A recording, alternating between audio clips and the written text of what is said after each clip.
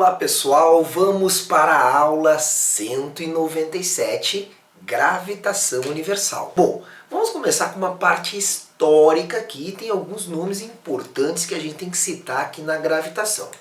O primeiro nome importante é um cara bem famoso chamado Aristóteles. O Aristóteles é do século IV antes de Cristo. O Aristóteles foi o primeiro a sugerir um modelo para o movimento dos corpos celestes. O modelo do Aristóteles era um modelo conhecido como modelo geocêntrico. O que é o modelo geocêntrico? Vamos traduzir aqui, ó. Geo significa terra. É um modelo em que a Terra está no centro, geocêntrico.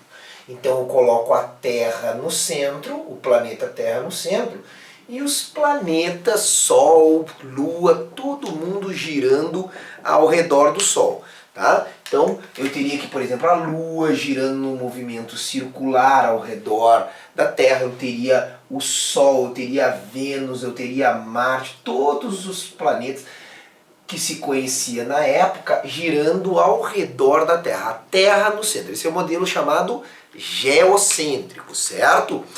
Esse modelo aí, ele foi aperfeiçoado no ano de 150 depois de Cristo por um cara chamado Ptolomeu. Tá? O Ptolomeu aperfeiçoou em 150 depois de Cristo esse modelo geocêntrico. Notem que esse modelo geocêntrico aqui, ó, o que acontece? O Aristóteles botou o quê? Botou simplesmente os planetas girarem em órbita circular ao redor da Terra. Já o Ptolomeu, ele colocou os planetas, olha que interessante, eles giravam ao redor dessa trajetória circular. Então o que acontecia aqui, por exemplo, vamos pegar aqui o planeta Marte. Além de fazer essa trajetória circular, ele girava ao redor dessa trajetória circular. E é interessante que essa questão aqui do modelo de Ptolomeu foi o que apareceu no Enem de 2012. Ele mostrava a trajetória do movimento retrógrado de Marte. O que acontece? Nós vamos depois no modelo heliocêntrico ver por que isso acontece. Mas notem que aqui é fácil de ver, olha só. Ora Marte se aproxima, ora Marte se afasta. Mas além de fazer o movimento circular, ele gira ao redor da Terra. Tá? Então a gente veria algo assim, ó. Veria algo no céu, algo desse tipo aqui. Tá? Tu veria o planeta se movimentar em órbita circular, mas girando ao redor também dessa circunferência. Então, quem é que fez essa evolução aqui do modelo geocêntrico? Ptolomeu. Tá bom? Agora, em 1543, um cara chamado Copérnico reviveu um modelo que um cara chamado Aristarco, lá do século IV, ou seja, da mesma época do Aristóteles, tinha um cara chamado Aristarco.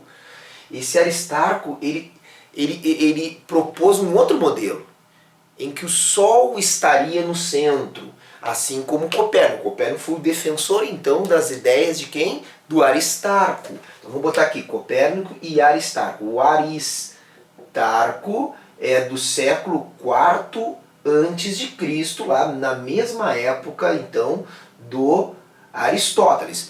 E o Copérnico é de 1543, então 1543 depois de Cristo, tá? Então essas datas aqui depois de Cristo. Então o Copérnico, ele vai ser um defensor do modelo heliocêntrico. E esse modelo heliocêntrico, vamos traduzir, hélio significa Sol, Sol no centro. Nesse modelo, então, o Sol estaria no centro, e os planetas é que girariam ao redor do Sol. Tá? Então os planetas é que giram, então temos aqui, né, o primeiro planeta Mercúrio, depois nós temos Vênus, depois nós temos Terra, né, Marte, Júpiter, Saturno, Urano, Netuno. Plutão não, né? Pelo amor de Deus, Plutão não. Tá? Então nós temos aí os 8 planetas do Sistema Solar. Giram ao redor do Sol, o Sol no centro. Mas teve uma brigaçada na história para dizer não, o modelo heliocêntrico é o certo, o geocêntrico é certo. Eu pergunto, qual dos modelos é o correto? Você deve estar me respondendo, é o heliocêntrico, né? É o que eu aprendo na geografia. Pessoal, nós sabemos aqui que o movimento depende de referencial. Não é que o modelo geocêntrico esteja errado. Inclusive foi a questão do Enem aí de 2012. Nota, existe um modelo mais fácil de trabalhar, que é o modelo heliocêntrico. Notem que dentro do seu referencial, os dois modelos são válidos e usáveis. Tá? Não posso dizer que esse está errado, esse modelo chamado geocêntrico. Mas é que esse é o mais fácil, tanto que nós usamos na geografia, que considera o Sol como referencial inercial, e aí facilita um pouco as coisas. Agora, então tá aqui, Aristóteles e Aristóteles, um nome importante, tá? E Ptolomeu do modelo geocêntrico, Copérnico e Aristarco do modelo heliocêntrico. Agora, o que acontece? Teve um cara chamado Tycho Brahe. O Brahe passou a sua vida inteira olhando para o céu e anotando com precisão os locais que os planetas ocupavam em determinada época do ano. Esse Brahe, ele observou de 1575 depois de Cristo a 1596, só pode ser depois de Cristo, né? Tá? Ele observou e marcou exatamente no céu os locais, fez um mapa do céu, mediu com precisão. Em 1609, um cara famoso chamado Galileu, em 1609, o Galileu Galilei, Galileu que nasceu em Pisa e morreu em Florença, tá? O Galileu fez a primeira, isso em 1609, a primeira observação astronômica com um telescópio.